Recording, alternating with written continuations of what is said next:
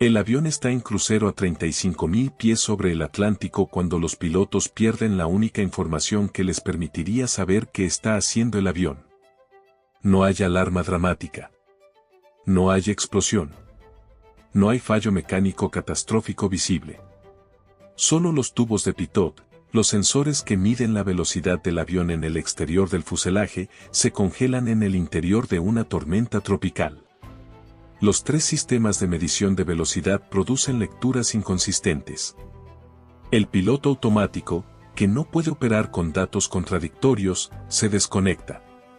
Y los dos pilotos que en ese momento están en la cabina, uno de ellos con menos de 1000 horas en ese tipo de aeronave, asumen el control manual de uno de los aviones comerciales más avanzados del mundo a las 2:10 de la madrugada del 1 de junio de 2009, sobre el Océano Atlántico, con el capitán durmiendo en la cabina de descanso.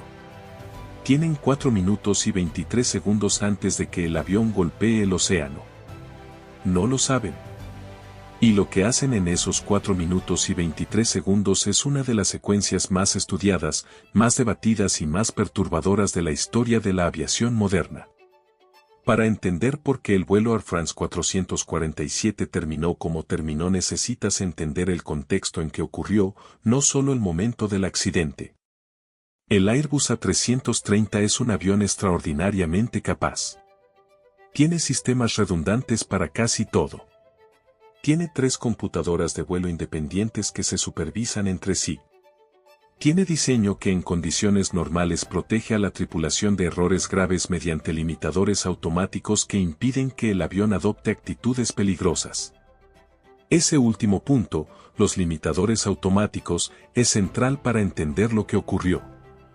En condiciones normales de operación, cuando los sistemas tienen datos de velocidad válidos, el Airbus opera en lo que llaman modo normal. En ese modo, los controles tienen limitaciones. No puedes poner el morro demasiado arriba, no puedes exceder ciertos ángulos de ataque, el avión tiene en cierta medida una capa de protección entre el piloto y el error grave. Cuando los 3 sistemas de velocidad producen lecturas inconsistentes, el avión no puede determinar cuál es correcta. Sin datos de velocidad confiables, los limitadores de protección no pueden funcionar correctamente. El avión cambia a lo que llaman modo alternado degradado. En ese modo, los controles responden de manera diferente. Las protecciones automáticas están reducidas. El piloto tiene más control directo sobre la aeronave. Y más responsabilidad directa sobre lo que ocurra. La tripulación del vuelo 447 era experimentada por los estándares generales de la aviación. El capitán Mark Dubois tenía 11.085 horas de vuelo. 58 años. Años de experiencia en ese tipo de avión. Pero el capitán no estaba en la cabina. Estaba descansando en la litera de la cabina de descanso, una práctica estándar en vuelos largos donde la tripulación se turna para dormir durante las horas de crucero sobre el océano. En la cabina estaban el primer oficial David Robert, con 9.075 horas de vuelo, que era el que estaba oficialmente al mando en ausencia del capitán, y el segundo oficial Pierre Cedric Bonin, con 2.936 horas de vuelo. A las 2:10 de la madrugada, cuando el piloto automático se desconectó, Bonin era el piloto que tenía los controles. Lo que hizo en los primeros segundos después de que el piloto automático se desconectó definió todo lo que siguió. Jaló el mando hacia él. No un poco. Significativamente. El morro del avión subió. El avión comenzó a ascender a una tasa que no era sostenible a esa altitud y con esa velocidad.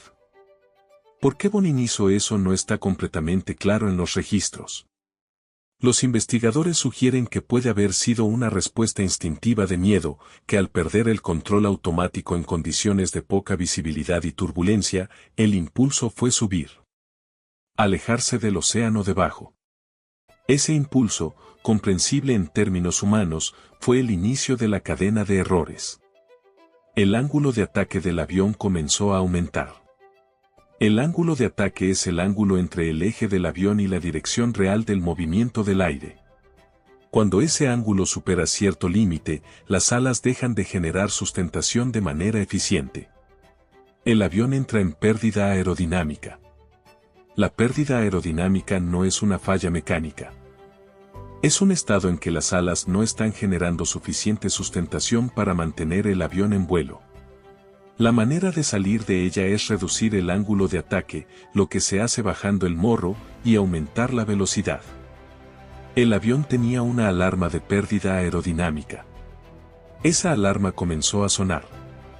Lo que ocurrió con la alarma es uno de los aspectos más técnicamente complejos y más humanamente perturbadores del accidente. La alarma de pérdida aerodinámica en el A330 está diseñada para funcionar con datos de velocidad válidos. Cuando la velocidad es demasiado baja, la alarma suena. Pero también hay un mecanismo de inhibición. Cuando el avión detecta que la velocidad es irrealistamente baja, por debajo de 60 nudos, asume que la lectura es errónea y silencia la alarma para evitar falsas alarmas. En ciertos momentos de los 4 minutos de la caída, cuando Bonin reducía momentáneamente el ángulo de ataque, la velocidad medida aumentaba temporalmente a niveles que reactivaban la alarma. Cuando Bonin volvía a jalar, la velocidad caía a niveles tan bajos que la alarma se silenciaba de nuevo porque el sistema interpretaba que la lectura no podía ser válida. La alarma sonaba y se callaba de manera que los investigadores describieron como potencialmente confusa para una tripulación que ya estaba bajo presión extrema y con información incompleta. A las 2:11, 56 segundos después de que el piloto automático se desconectara, el capitán Dubois entró en la cabina. Lo que encontró al entrar era ya una situación de alta confusión. Los dos primeros oficiales estaban intentando manejar una aeronave que se comportaba de maneras que no podían explicar completamente. Las lecturas de los instrumentos eran inconsistentes. La alarma de pérdida sonaba intermitentemente. Dubois se sentó pero no tomó inmediatamente los controles. Intentó evaluar la situación con la información disponible. Lo que ninguno de los tres en la cabina entendió completamente durante la mayor parte de esos 4 minutos es que el avión estaba en pérdida aerodinámica y que Bonin seguía jalando el mando hacia él, manteniendo o aumentando el ángulo de ataque que era la causa del problema. Había un factor adicional que complicaba la comprensión de la situación. Cuando los dos primeros oficiales intentaban accionar los controles simultáneamente, el sistema del avión sumaba las dos entradas. Si uno jalaba y el otro empujaba, las entradas parcialmente se cancelaban. Pero la pantalla de cada piloto no mostraba claramente qué estaba haciendo el otro piloto en sus controles en cada momento. David Robert en ciertos momentos empujó el mando hacia adelante, lo que era la acción correcta para reducir el ángulo de ataque. Eso reducía momentáneamente el problema. Pero Bonin siguió jalando. A las 2:13 y 32 segundos, David Robert dijo en voz alta por primera vez lo que la situación requería. Dijo que no tenían velocidad. Un segundo después dijo que subían. Luego dijo que deberían bajar. Esas 3 frases, pronunciadas a menos de 2 minutos del impacto, son el momento en que la comprensión de la situación más se acercó a ser correcta. Subían. Debían bajar. El ángulo de ataque era el problema. Pero la acción que siguió no fue suficiente ni sostenida. A las 2:13 y 40 segundos, Robert dijo a Bonin que bajara. Bonin respondió que estaba bajando. No lo estaba. Los registros del vuelo muestran que Bonin seguía jalando el mando en ese momento. O posiblemente creyó genuinamente que estaba bajando. A altitudes muy altas y con los instrumentos en el estado en que estaban, la percepción del movimiento propio puede desacoplarse completamente de la realidad del movimiento del avión. A las 2:14 y 23 segundos, Robert dijo que tomaba los controles. Empujó el mando hacia adelante. El avión respondió. El ángulo de ataque comenzó a reducirse. La velocidad comenzó a aumentar. Había posibilidades de recuperación todavía. 5 segundos después, Bonin jaló de nuevo. El capitán Dubois dijo que subieran. Eso era incorrecto. La situación requería lo opuesto. No es claro si Dubois entendía completamente que estaban en pérdida en ese momento.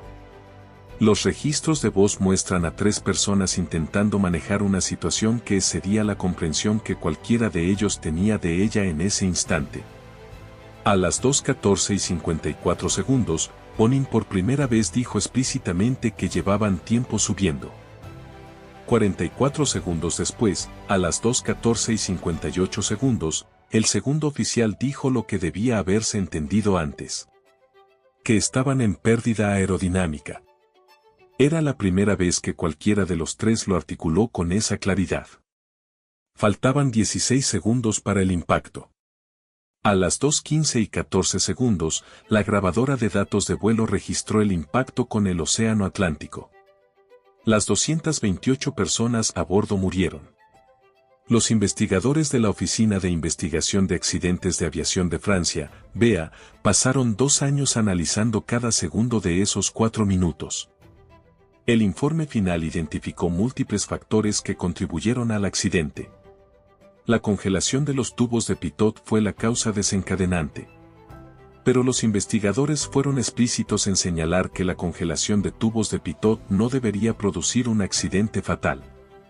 Es un problema conocido, con procedimientos establecidos, que tripulaciones entrenadas pueden manejar. Lo que convirtió un problema manejable en una catástrofe fue la combinación de factores humanos y de entrenamiento. Los primeros oficiales no habían practicado suficientemente el vuelo manual en condiciones de datos de velocidad degradados. El entrenamiento estándar de Airbus de esa época se enfocaba más en la gestión de los sistemas automatizados que en el vuelo manual a altitudes de crucero con instrumentación parcial.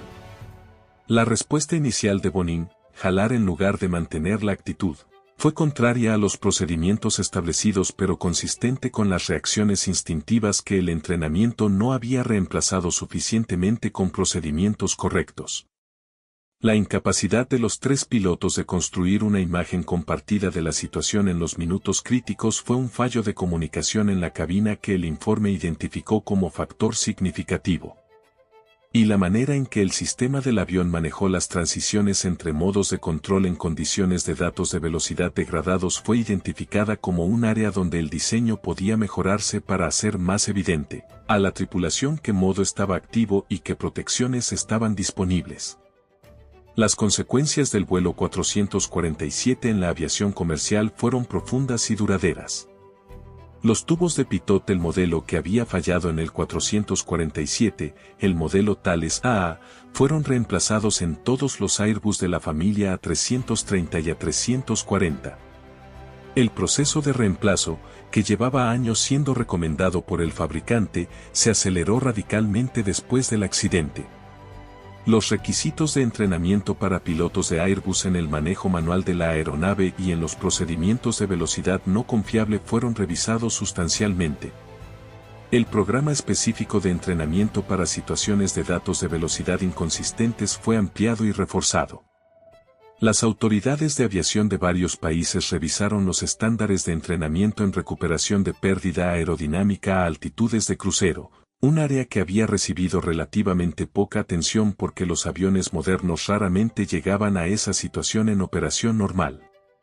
La comunicación en cabina y la gestión de recursos de tripulación recibieron énfasis renovado en los programas de formación de pilotos, con reconocimiento explícito de que situaciones de alta presión producen fallos de coordinación que el entrenamiento debe abordar específicamente. Las 228 personas a bordo del vuelo AF447 procedían de 33 países. Había familias. Había parejas. Había profesionales en viaje de negocios. Había personas que tomaban ese vuelo por primera vez y personas que lo habían tomado docenas de veces. Ninguno de ellos supo lo que ocurría en la cabina durante esos 4 minutos y 23 segundos. Los pasajeros estaban dormidos o despiertos en sus asientos, sin ninguna señal de lo que estaba ocurriendo hasta los últimos segundos, cuando el movimiento del avión habrá transmitido algo de lo que la cabina sabía y no podía resolver.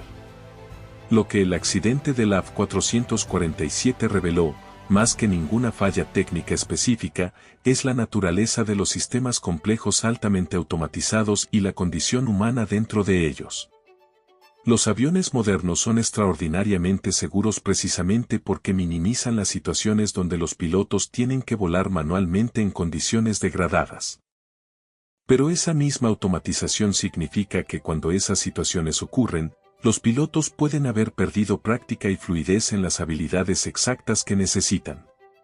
La familiaridad con lo automático puede ser, en el límite, la fuente de vulnerabilidad ante lo manual. El A330 nunca fue un avión peligroso. El Atlántico Sur a las 2:10 de la madrugada de un domingo de junio no era un entorno extraordinariamente hostil para la aviación moderna. Lo que fue extraordinario, y lo que convierte este accidente en un caso de estudio que los investigadores estudiarán durante décadas, es como 4 minutos y 23 segundos fueron suficientes para que la distancia entre la comprensión de la tripulación y la comprensión que la situación requería se volviera irreversible. 16 segundos antes del impacto lo dijeron. Estaban en pérdida aerodinámica. Y lo dijeron demasiado tarde.